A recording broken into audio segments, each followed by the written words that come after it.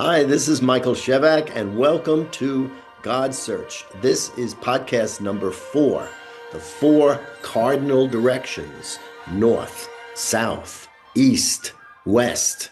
The 4 directions that all reality seems to shape itself in front of our eyes. This is an important lesson because this is a transitional lesson between everything you did in the past and everything you can do in the future. A transition between living like an ordinary human being or living like a human being who is aware that they have a divine presence on the inside of them. This is a really important lesson. I don't know if anyone has had the experience. I mean, if you look at my life, forget it. I definitely have had the experience where you have done something and it has produced a terrific effect. It has energized your life, it's energized the life of other people around you. Everything came from it that was good. And I'm sure if you're a human, you've had the experience where you did something that turned into absolute mess, an absolute mess for you, for everyone around you. And it was a terrible, what we call a mistake. Well, what is a mistake? That's a very interesting thing. How can there be a mistake if this so-called reality that we're dealing with is truth and unity and it's all an incredible harmonious glob? Well, that's because our take on something was wrong. It's a mistake. So let's start from scratch with a very scary word. I mean, in God search, we have to handle all the scary words.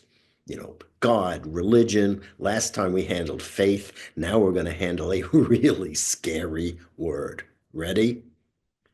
Sin. Sin. Be afraid. Be very afraid. That is a word that is so terribly misused to make people mentally ill, obsessive compulsive, to drive them crazy, split themselves into different fractures, have them live it out with other people, create their sins into reality, thinking that they have no other choice, then being offered magical releases from it that don't work, that are really disguised to keep you in sin. It's a mess. The concept of sin is destructive to an authentic God search. We need to have a new concept. But why do we need it? Well, precisely because one can have a mistake. In other words, one can do something that produces less good, less of the experience of God. So we have to have some kind of understanding of how things go wrong. Otherwise, we can't very much explain the human condition. So you can throw sin and the excesses of sin out the door, just as you can throw the excesses of faith out the door and the excesses of religion and then call it spirituality. You can just throw them away. But you better have a better, sorry about my New York accent, a better explanation to handle something which is based in the human experience. Now, so let's start from scratch. Okay. By the way, if you go to our website, yourgodsearch.com, on the publication page, there's a couple of books and they may help you. You may want to read it. So let's start from scratch. The human being is not a mere animal, not a mere animal. We are not merely natural creatures, you know, earthworms, um, amoeba, um, birds, bees, and trees. We're not really just natural creatures. And if you don't understand the difference between human beings and other creatures, then you won't understand an idea that human beings had to invent to explain themselves. And one of those ideas are mistakes or sin. So we're not merely natural creatures. We are also supernatural creatures. Now that's not, we're not talking the WB, and we're not talking supernatural and all of these, comic strip heroes.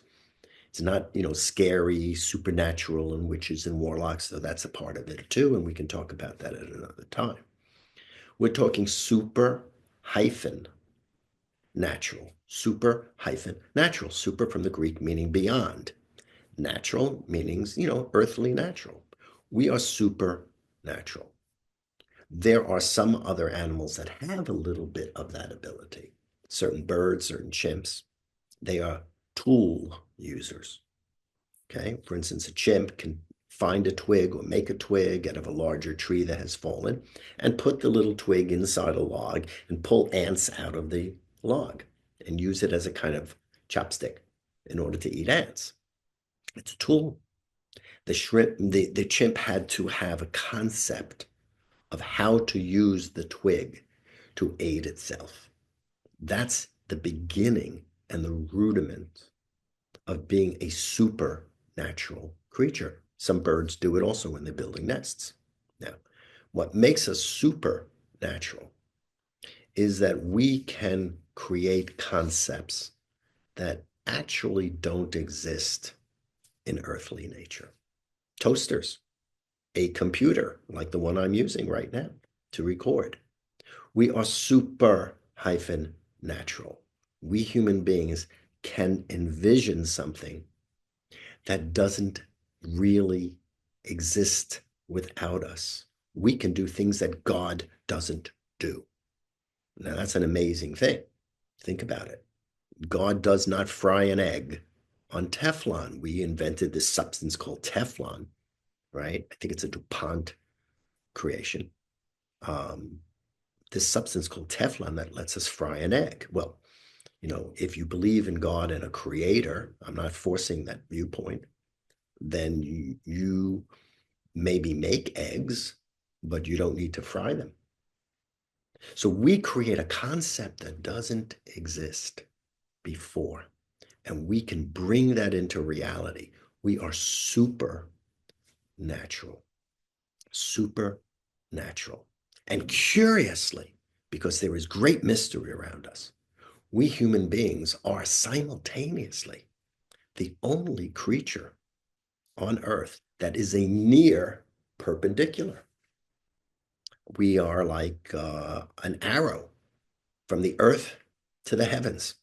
We're vertical, we're nearly vertical, expressing the fact that we can actually connect earthly nature to a higher nature because we have this supernatural ability in between that can make rocket ships, that can maybe one day have us surfing gravitational waves.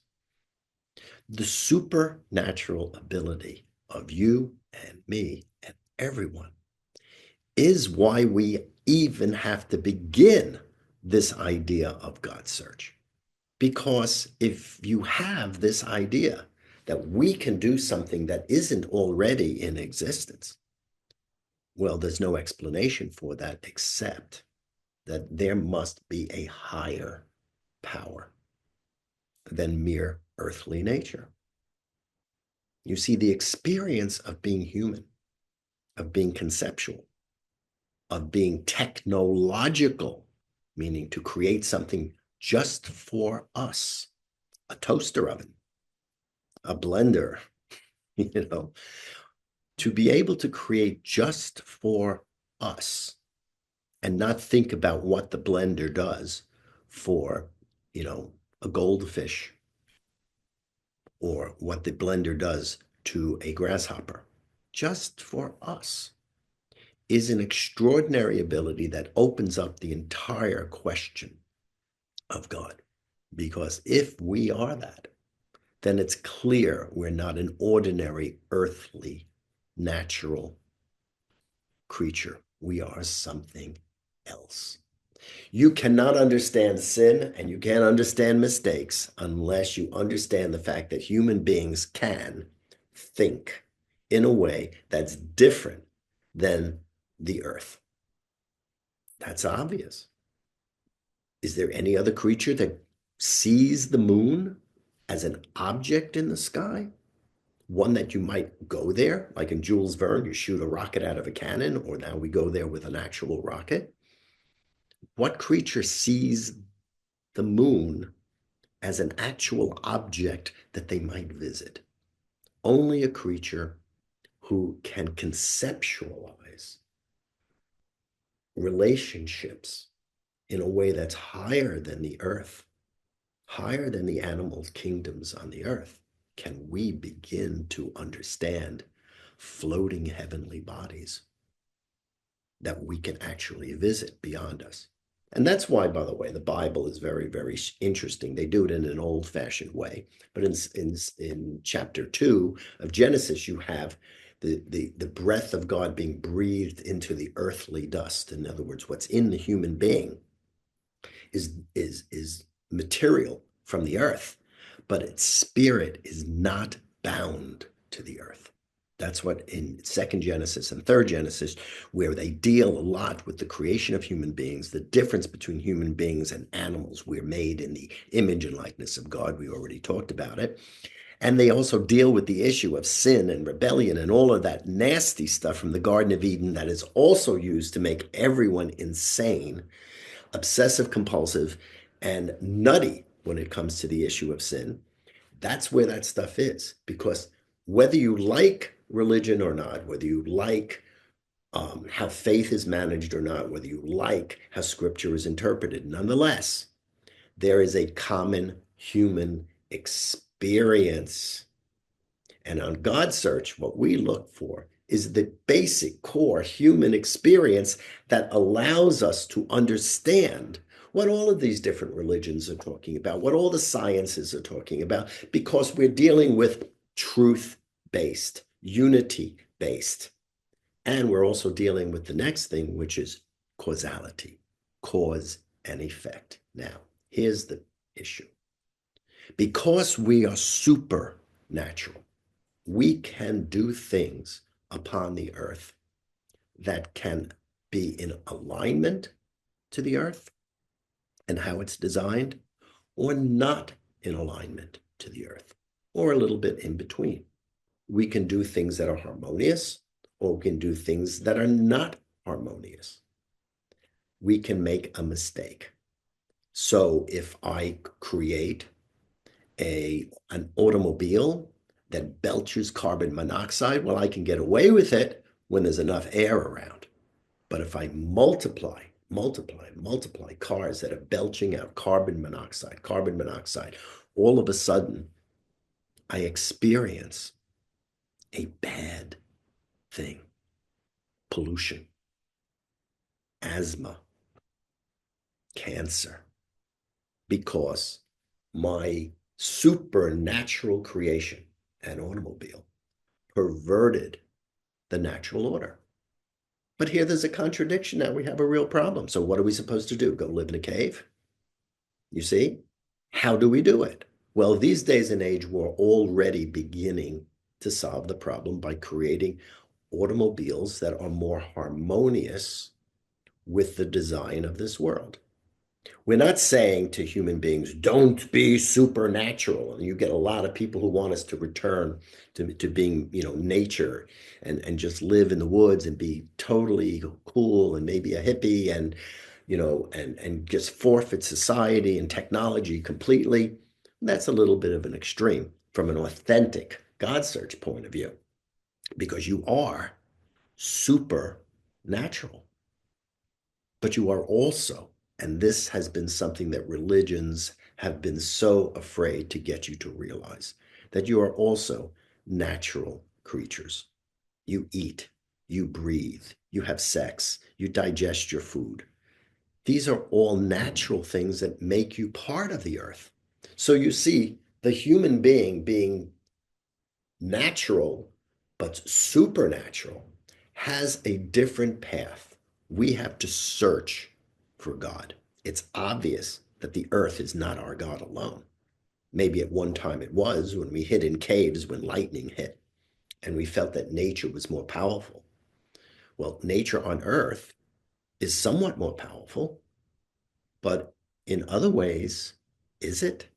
When we can push a button and we can incinerate it with a nuclear bomb.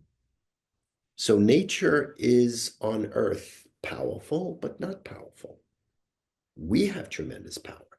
We have power over nature, within nature, upon nature, and over nature. It is very complex to be on a God search. And cars, by the way, are a terrific example of spirituality. So let's talk about cars, because if you can understand automobiles, you can understand what spirituality is about and what authentic religion is about and what this whole nastiness around sin is about. You see, you create this idea called a car. It's wonderful. It's, it's not disconnected from reality. It's not just in our mind. There's motion all over reality. Reality has motion and movement, and the human faculty of our mind allows us to understand motion. And then we can understand how the laws of motion exist and how they operate. And then we can build an automobile that allows us to connect to our families. We can be long distance. We can go to their house for Thanksgiving. We can do all sorts of things. It's a wonderful thing.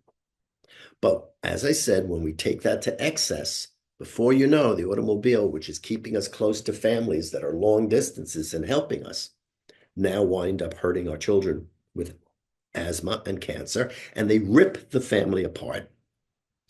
Even though our intention is to bring the family together with the automobile, they rip the family apart because people get sick. That's a sin, a classic sin. The Hebrew for it is chet, right? It means, you aim for one thing, which is bring everyone together with the automobile really fast, and bang, you produce something else. In other words, your intention on what the car is supposed to do gets circumvented. There's a mistake, meaning we created the automobile in our mind alone. Our supernatural creativity was not in harmony with natural creativity. In other words, human beings were split and we were divided on the inside. And that's what the Bible talks about. If you look very carefully and get rid of some of the religious excesses, you'll see what you're dealing with are human beings that are complexities. We have more different sides of ourselves. And an authentic God search, your goal is to bring these faculties that you have together, your heart, your mind, your will, your body, your musculature, everything about you into harmony so that they are operating together. So they're operating as friends inside of you. Now, as you begin to approach greater coherency in your substantial truth, meaning who you actually are, let's say as a soul, and the more you begin to unify these so they are working together, not just for you, but in relationship to other people and all life and creation all around you. And the more you're causing and affecting, you're sowing and reaping, you're doing and achieving, your conscious ability to be supernatural and create something that doesn't exist on the earth. And the more that is in harmony with everything around it, so that our creativity as supernatural creatures harmonizes with our earthly bodily nature, which has bodies and blood just like all the other creatures. When you get that kind of harmony, you get the beginning, the welcome mat to the God experience. The welcome mat to the God experience is the beginning of unity inside you, the acting out of that unity on all levels through you, and the sharing of that with other people, all life on the planet, and we'll talk about it, forming organizations, governments that can help us achieve that if we all work together. A true God search is very, very complicated, and we can be really, really annoyed at some of the bad stuff that misguided and mistaken and sinful religions have created. But we got to understand where they went wrong. And so we can do it right. Because if we're going to have organizations and we're going to have governments and we're going to have religion, let's do it right. So let's embrace our supernatural nature. That's what this is about. Okay. Now, how do you do that? Well, the example of the automobile is perfect. What it is instead of looking at sin as a rule book given to you by religion, don't have sex unless you're married, you know, don't steal. Well, that didn't work. In England, they had so many people who were stealing because the economic system was so deranged and so elitist that a lot of people couldn't feed their families. So they resorted to stealing and they put them in jail and they kept them in jail over, overnight, next night, and the next night until someone would pay their tab, but they couldn't pay their tab because they were in jail. And ultimately, England had to create Australia to export all their convicts there because they needed to get rid of them. And those people became aristocrats eventually in a new land where they weren't plagued. So religious rules like do not steal, okay, they're nice and they're very valuable. But if you take them to excess and you put them in a society which is warping how reality actually works for good. How is this world designed to create good? Meaning, what do you have to do to create an experience of God that is good? And if you're in a society that's warping that, well, the rules, thou shalt not steal, have to be bent and they have to be broken. And you have to do what's often called seek the spirit of the law. You don't prosecute someone who needs to feed a family if they steal a loaf of bread. So a lot of the religious rules are valuable, but they're not, as I said earlier, they're not in the right context. And that's our problem with our political parties. They have nice different viewpoints. They're all very valuable viewpoints, but they don't have the right context. The context is reality, not religion. Reality. If you do something like create an automobile that destroys the atmosphere, you experience the consequences. When you experience the consequences, you go, I made a mistake. I sinned. I created something that destroyed the air and made my family sick. And therefore, I made a mistake. That's called repentance in religious language. I made a mistake. I need to correct it. I correct it. I create nice electric cars. They can be improved on also. And now I can be more supernatural and natural, more harmoniously, more harmoniously, more harmoniously.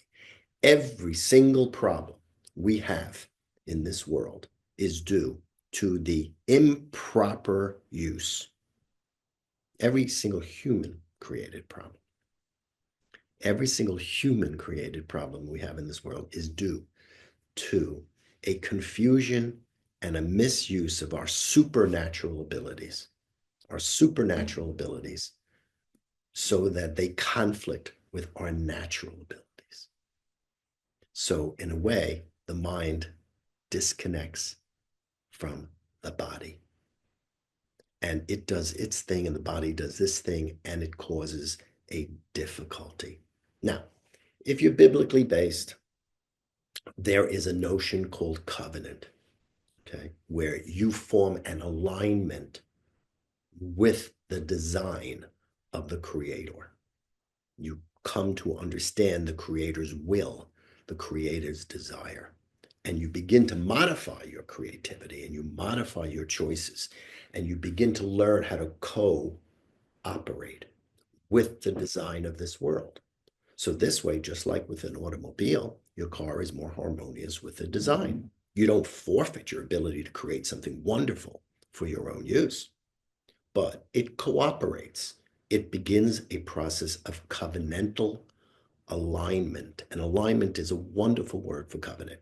In fact, it uses the original Latin root for the word covenant, which is an alliance between human beings and nature. So we are working our supernatural and our natural abilities simultaneously and harmoniously, like two gears that are put together.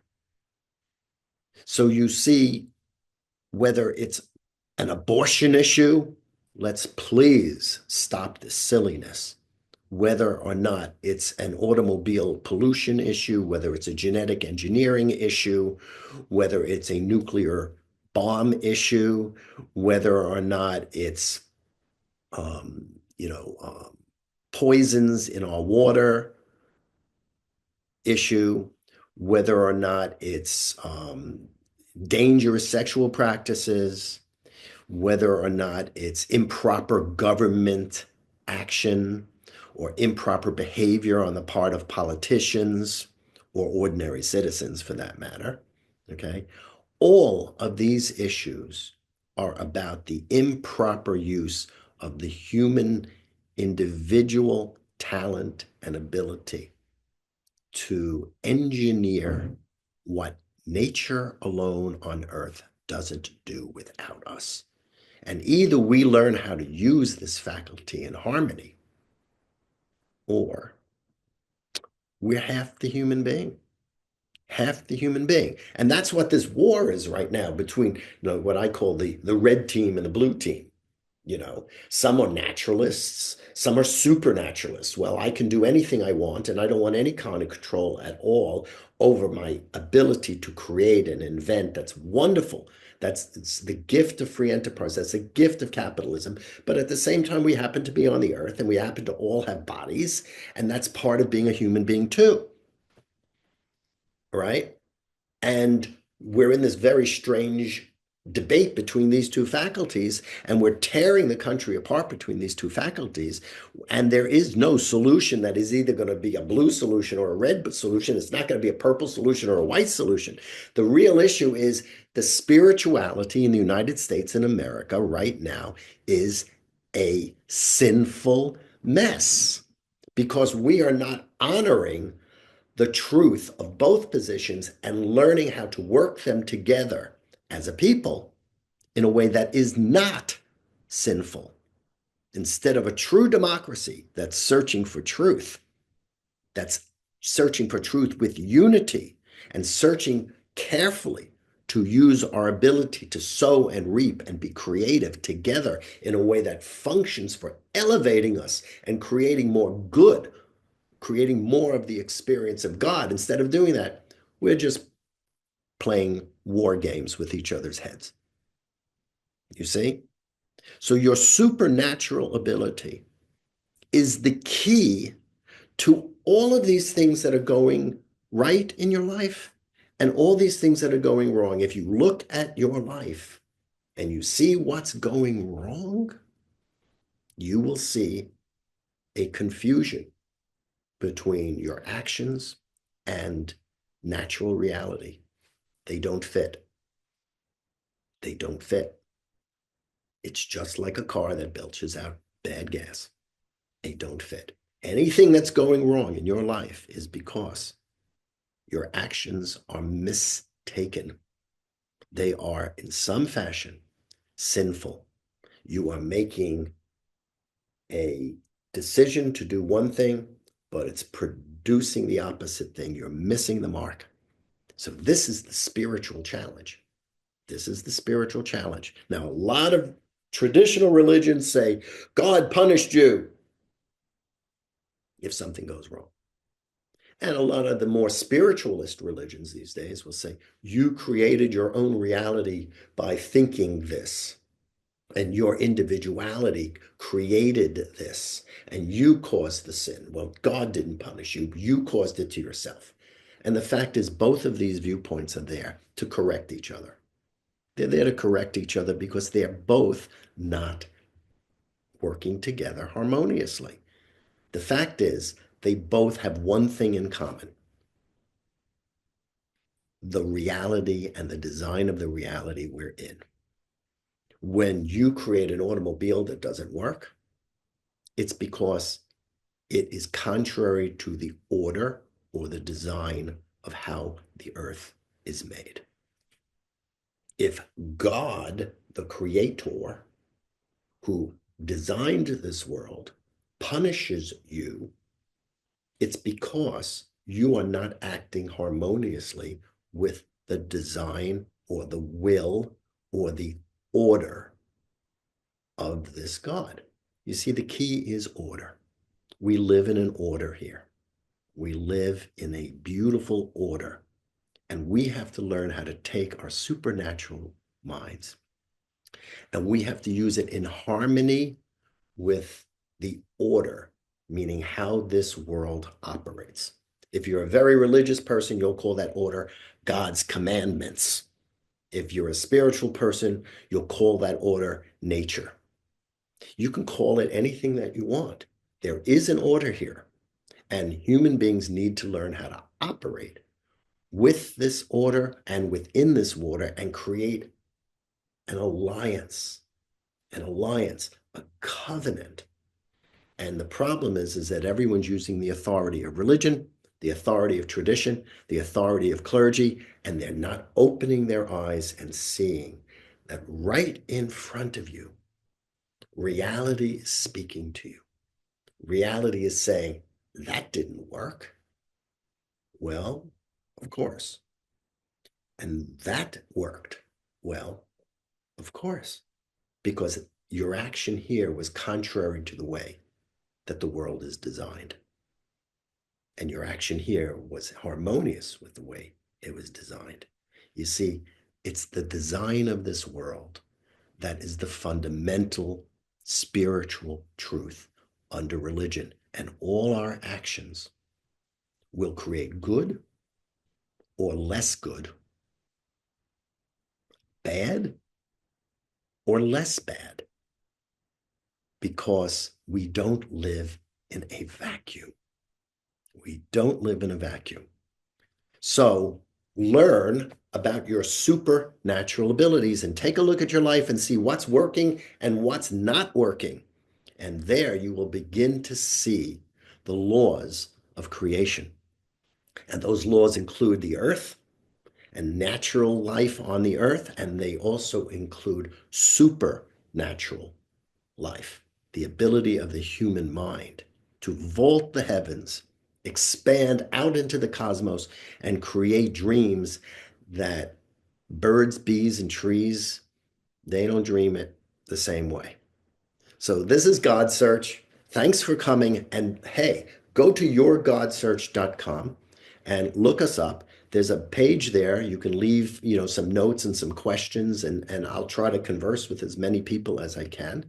And please open your hearts. This is the most exciting adventure you will ever have, to enter an authentic search for the mystery of the universe, uncover it, discover it, and if you got messed up from religions, recover it, experience the truth. Thanks for joining me on God Search. I'm Michael Shevack. See you soon.